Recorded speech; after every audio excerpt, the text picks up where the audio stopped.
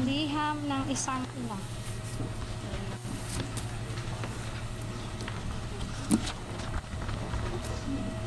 Magandang umaga muli. Ako po si Mrs. Angelica Yulo, ang nanay ni Carlos Yulo. Ako po ay narito para ipahayag ang aking pananalita hinggil sa gilian sa aming pamilya at ng panig ng anak ko, kasama ang kanyang GF na si Chloe San Jose. Umabot na kasi ito sa nakakaalarmang sitwasyon.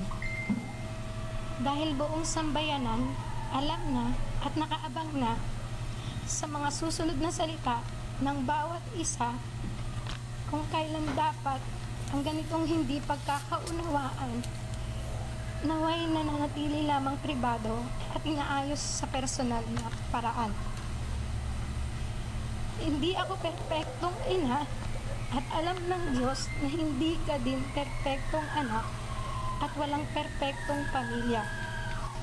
Walang ibang hangad ang isang ina kung hindi ang ikabubuti ng kanyang anak at sa bawat miyembro ng pamilya. Sa paraan ng marahas, maingay, sana'y maunawaan mo na ang intensyon ko ay malinis. Ako ay isang ina na saktan dahil ang mabait na anak na pinalaki ko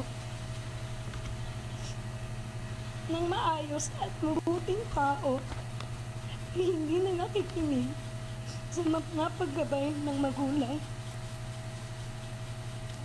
Kung mali man yung naging pagpuna ko sa nobya mo, humihingi ako ng patawad dahil nanay lang ako na nag-aalala. Matanda ka na, kaya mo nang magdesisyon para sa sarili mo. Bukas ang aming pintuan sa tahanan, may pera ka o wala, kung nanaisin mong bumalik sa amin.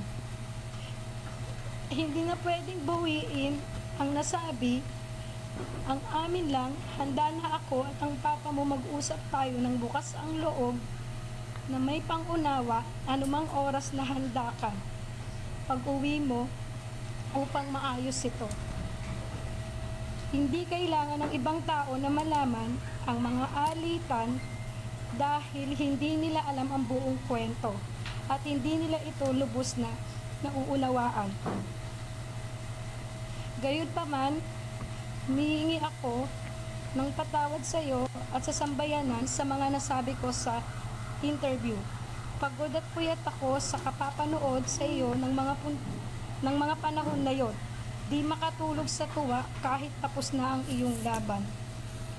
Hindi ako nakapag-isip ng mabuti nang nirapido ako ng mga tanong ng mga reporter tungkol sa bagay na dapat ay tayo lamang ang nag-ayos. Patawad, anak. Iintindihan ko na maaaring tignan ng iba na kaya lamang ako nagsasalita ngayon ay dahil sa iyong tagumpay at kasaganaan.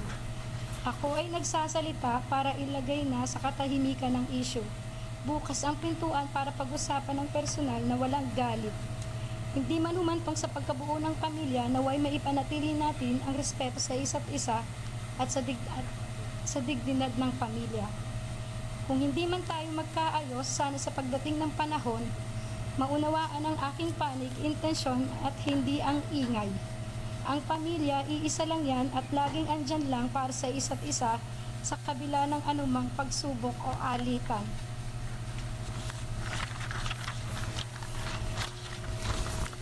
Ito'y pilit nating unawain hanggang wala na tayong maisip kung hindi ang mag-ayos siguro. At sa sambayan naman, sana ay ipagdiwang na lang natin ang tagumpay ng anak ko. Gumawa ang anak ko ng kasaysayan para sa ating bansa. Lahat tayo ay magpasalamat kay Kaloy para sa karangalang iuuwi niya para sa bayan. Sana pagkatapos ng panayam na ito, titigil na ang lahat at matatahimik na ang bawat partido. Ang mga sugat ay kusa namang maghihilom sa paglipas ng panahon. Pero pipiliin naming humilom kami sa pribado at mapayapang pamamaraan. Kaloy, congratulations, iyong tagumpay. mahal na mahal ka namin lahat.